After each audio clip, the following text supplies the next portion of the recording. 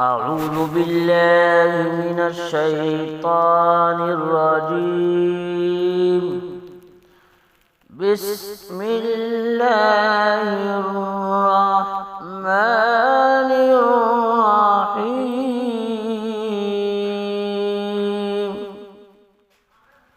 وأما إذا ما ابتلاه فقدر عليه رزقه فيقول ربي أهانن.